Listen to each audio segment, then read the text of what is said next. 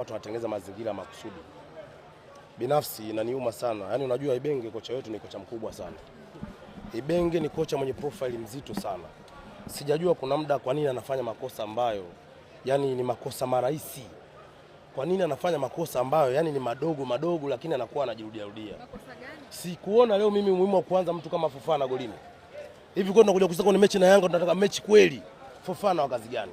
Lakini kama haitoshi hivyo, hakuna mtu ambaye leo kwenye mechi ya leo ametupigisha shoti. Hakuna mtu ambaye leo amekuja kutuharibia siku kama Yoro Diaby na Akaminko. Bwana umeharibu kabisa. Yoro Diaby analazimisha kupiga penetration pass sio mara moja sio mara mbili.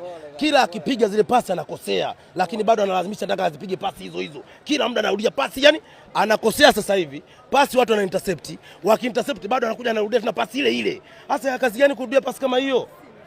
Hakuna kwenye football nisikilize, ikitokea mizi yani umepiga pasi ya kwanza, umeona kabisa kwamba ile pasi umeikosea, huna haja kuirudia tena.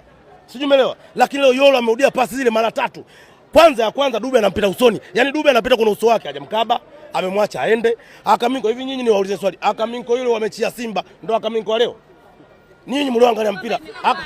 Nyinyi ndio mlivyomuona yani yule Akaminko wa Simba yule. Ndio Akaminko wa leo? Sio kwamba Young Africans alikuwa bora zaidi. Alikuwa bora kwa mchezaji gani bwana? Pale kuna mchezaji gani bora?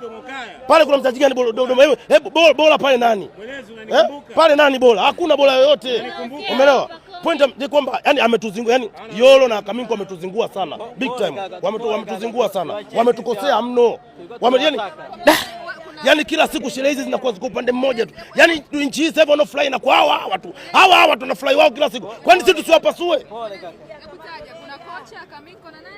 Kocha amezingua kwenye swala kwanza kuna wekaje Fofana kwenye mechi ya leo. Yani mechi kweli ya leo.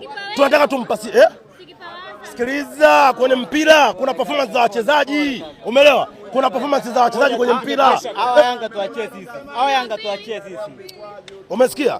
Performance ya mchezaji ndio anapata namba. Mchezaji ambaye mpaka sasa hivi kwenye nafasi ya golini ambaye kila siku anaperform vizuri ni nani? Ni Aishi Manula.